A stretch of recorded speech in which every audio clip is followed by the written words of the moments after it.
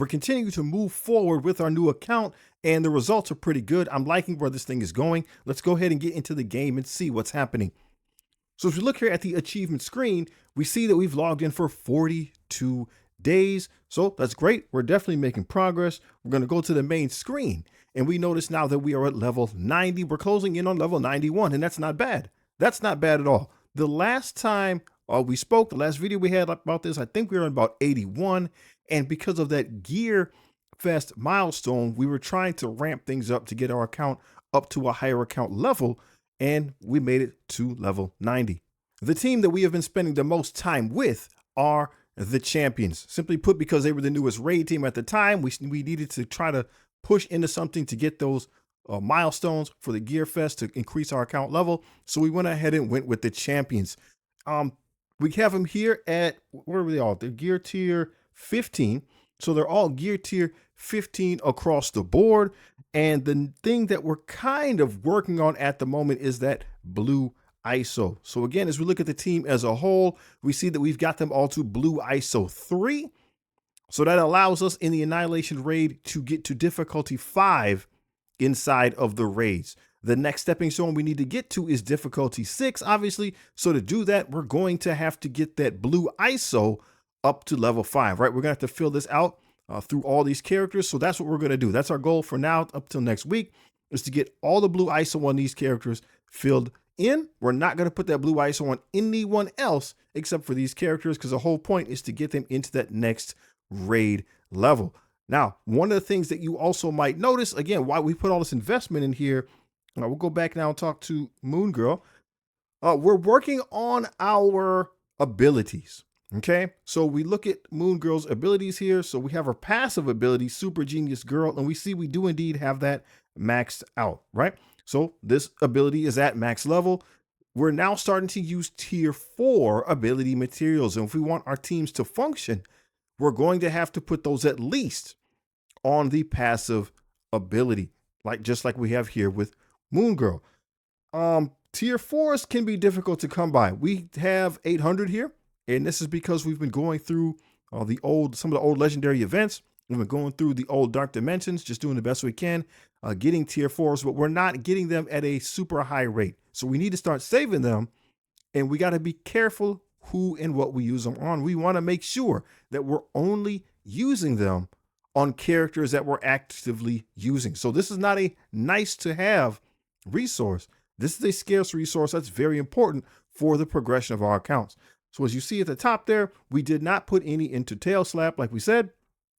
And because the reason was this team primarily we were just using to see if we could unlock Eclipse. So we were slowly trying to get the team a little bit stronger, a little bit stronger, a little bit stronger to see if we could unlock Eclipse. They really did not have the firepower to do it. We're at level 90.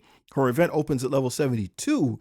But we didn't have, I think, the stars. We don't have the red stars. We don't have any of that added power. So they simply could not hit hard enough to deal with the Nimrod and the Omega Sentinel that was in those nodes.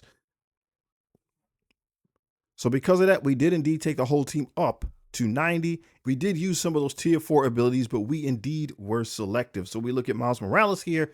We didn't put any tier 4s on him just because we were trying to put it into the newer characters, which was Moon Girl and Nova, to try to really just make sure we're holding on to the value, since those resources were indeed scarce. The end result, though, is we did indeed unlock Eclipse. So we have her here at 1 star. It would mean that we would need to invest more into our champions to get her to go higher. We're probably not going to do that, but we are going to go ahead and invest in the rest of this team, since this is a team that is coming out right now free to play. This is a Cosmic Crucible team. We'll probably need to go ahead and put the tier 4 abilities into the passives there. So that's something that I'm comfortable doing. The rest of them, we're going to have to over time here kind of look at, see what those abilities are, see how they contribute to the rest of the team overall. Will they make sure that the team functions as intended? We had a question from Mohit Kumar. He was asking about what type of gear and things, when should we be farming that? So we're going to go ahead and get into that information right now. So we have Daredevil there, and we see that he's missing that one piece. That piece is the unique gear piece. So if we click on Daredevil there, we see he's missing that piece. That piece is the unique gear piece. That piece cannot be found in the campaigns. It can only be found in the store. So we'll click on that, and we see in the supply section here, there it is, that superior palladium. We're going to get 10 of those every time. So most of us can probably hit the store once or twice a day. I need 20 of them, so it's going to take me about 2 to 3 days to get that. And this is where the game, right, starts to, I'm not going to say slow down, but this is where we start to get a little bit more grindy. Okay, the temptation is there to alleviate this, to spend money, and you have to play the game the way that you want. I'm pretty much a free-to-play player. I'm not going to spend money on this account, so that means I need to wait until I get that piece of gear in the store. You have our orange gear orbs here, and you see it says open, and it's asking us for shop credits. We don't, generally speaking, want to do that. We want to hold on to our shop credits. If we get too used to using them, we're going to whittle them down to nothing. And I don't know about the natural cadence of how this resource gets into our account. As you see, I did indeed stop spending it. I have 3 million shop credits up there. We're going to talk about that a little bit later. Let's move over here to Jessica Jones. Let's say I need some pieces for her. As long as it's not that unique piece, we can just click one. This is teal gear that we're into now. We click find. And again, we want to keep in mind that it is in a couple places. It's going to be there in the store. And again, the store is a great place to get catch-ups for these gear pieces. You see, it's going to take 6,000 shop credits, which isn't much, and I'm going to be guaranteed 100 pieces of that gear. Okay, that's guaranteed. So if I open an orb, there is no guarantee I'm going to get that gear. If I go ahead and do the campaigns to try to get more of that gear piece, there is no guarantee that I'm going to get that gear. The best way to do it is to pick it up out of that supply shop with the shop credits. That's the guaranteed best way to get it. You guarantee you will indeed get those gear pieces. So with that same thought in mind, let's head over here to the supply section and see what our strategy is. What are we going to be trying to get out of here every day? Since we're not at maximum level, the thing that I believe you should be getting as a free-to-play player is character shards. And we want to make sure that we're only getting the character shards for the characters that we're going to be using. If we're not going to be using the character, let's not use our resources on that. So we got Speedball here and Night Thrasher. Both of those are from the Daring Warriors. We're trying to get them unlocked. As we just showed, we have Moon Girl and Nova Sam Alexander. That's on the champions team. We're using those teams, so we're going to go ahead and use the resource to get them. Ursa Major, he's on the Winter Guard team. Winter Guard is a good team, but at this point with this account that I'm playing right now, I'm not building the Winter Guard team. So I'm not going to use my resources on that. Hopefully I'm making sense. I know they're available here, and we don't want to say, well, it'd be nice to have them in the future. Don't do that. If we're using the team, if we're actively using the team, those are the characters that we want to go after. When it comes to the gear pieces here, like the Crimson gear, you can't use gear tier 20 until your character or your account is at level 105. Okay, there are maybe some exceptions, but you simply cannot equip the gear piece until you're level 105. So we're going to stay away from that for the time being.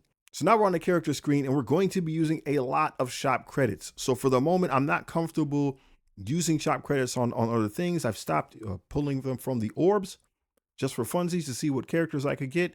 Because just watch how many characters here, again, we're actively using. That's the important part. What characters are we actively using? Those are the characters we want to go after. So I have Lady Bullseye because we were powering up her team, and we're just going to keep going down. We got Hit Monkey. We have Thanos and Sylvie. Okay, so Thanos and Sylvie are now here in the store, so we might as well go ahead and get them. Daredevil from the Daring Warriors team, Jessica Jones, Braun, and you don't have to copy what I'm doing. What you need to know is which characters you are using, and that will dictate how you build your account. So there's a lot of characters here, and again, we're not going to say this is a nice to have team. This is only characters that you're using in the game. Not, ooh, it would be nice if I had them. Just make sure they're people that you're actively using. So it's quite a bit, and we're going to be doing this every day. So I want to be a little bit careful how much shop credits I'm using. I'm not putting a huge dent in it. I could probably open up an orb or two here and there, maybe 10 at a time to keep things moving forward. But we just want to be careful to not spend it all because we're going to need to spend some on our gear when we need that. And then we want to go after that L3 training module every day. We have a decent amount of gold, but we don't have training modules. The other thing is the red stars. So same deal. We would scan through and see, well, what characters am I using? Again, it would be nice to put red stars on Old Man Logan, but I'm not using him. I don't have him on this account. So there's no point in doing that. Don't do it and say, well, I'll get him later. That's not a good way to go about taking care of your roster. So really everything here, I don't have anybody that would benefit from an upgrade. We have Gwenum here. They gave her to us in that spider milestone early on. So I have her at 2 stars, but you see she's at level 1. So just because I have her on my roster, that doesn't mean that I'm using the character. Does that make sense? I have her on my roster, but I'm not using the character. So we're not going to buy the red star upgrade for. And so right now, the way it looks, I went all the way to the bottom. There's nobody there that I'm actively using, and that's okay. That's okay. We just won't buy anything until the next store reset. We have some items here for the blue ISO 8, which I would buy if, right, when I get to that character, if I'm powering them up and then I'm missing a piece, if that one of those pieces is here in the store, then yes, I would go ahead and get that piece to make sure that I can get them up to that next level when it comes to the ISO 8. The arena team that I'm using right now is simply the strongest team I have, which is the champions. They're not a arena team, but they're getting the job done. We've made it inside the top 500. So this is where the dilemma is. They'll pretty much be able to beat whatever is around of equal level. So some of these hodgepodges will be able to beat, but right there in the middle there, Mr. Zontha has the Fantastic Four MCU. The Fantastic Four MCU is the premier arena team at the moment in the game. So now that begs the question, do we build this team? And I'm the guy who's of the opinion that I'm not going to build it. That doesn't mean I'm right on this, but I'm of the opinion I'm not going to build it. It is currently the month of April, and sometime this year, a new arena team is going to come to the game. The way that this team would help me right now is if I built them now, I could fight with other people and I would get to wherever it is in right the top 1 or 500 there. I can't look at everybody, but wherever it is in the top 500 where everybody else has them, that's where I would stop. I don't know where that line is, but that's where I would stop because I'd be fighting other people that had the same thing. And I would need to keep investing in that, right? I would need to make sure I keep bringing them up to level 100, level 105, level 110 as we push forward in order to maintain my pace. I don't want to dedicate my resources to that right now. So I'm just going to wait. It's a roll of the dice, but I mean, everybody has to make their own decision on that. My assumption is Annihilus is going to come out here. In about a month's time, there'll be a good amount of big dogs that have him. He'll change the arena meta. And then inside of the next 2 or 3 months after that, they're going to want to release the next arena team to really make sure those individuals have the advantage. Okay. That's my guess. I don't have any data on that, but that's what it is. So I'm thinking like fall, late fall, the next arena team will come to the game. I'm definitely open to discussion on this. I just don't want to continue to put resources, right? We don't have resources to burn, so we can't keep going back and putting more and more and more in. So I'm just going to wait till it's time to invest fully in the newest team. That way we save the resources for the next team coming out after that. That's my reason. That's my logic for that type of thinking. The most important thing is to have a plan. So once again, what's going to be our goals from now till next week? We're going to get that blue ISO on our champion team. That's going to be a focal point for us.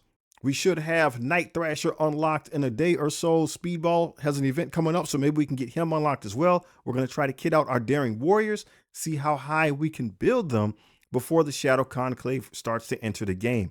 So regarding the Shadow Conclave, all we can really do is just keep getting those character shards out of the store for Sylvie and Thanos, and we'll wait to see how the rest of the team is released. But since this is the newest team, this is going to be the paid team. I'll be focusing on my Daring Warriors. I'm going to max them out to whatever extent that means until I'm able to put hands then on the Shadow Conclave. We do also have one more point of clarification. So this is our immortal weapons. They are also a raid team. We could put some ISO on them later, but we did pivot to them to try to get that gear milestone pumped up on our account, which was relatively successful. I don't know if I'm going to go back and build them. I'm probably not going to go back and build them any more than this. If I max out my champions, if I max out, or not champions, if I max out the Shadow Conclave, the champions are where we want them, and I don't have anything else to do, I'll probably come back here and start putting ISO on this team so that they can do those higher raids and get us more resources. But I don't think I'll be putting more investment necessarily into the gear on this team. What do you think? Is this a sound decision? Are we doing things the right way? Let me know how your account is progressing. And if you haven't seen these videos right here, please check them out. They're legit.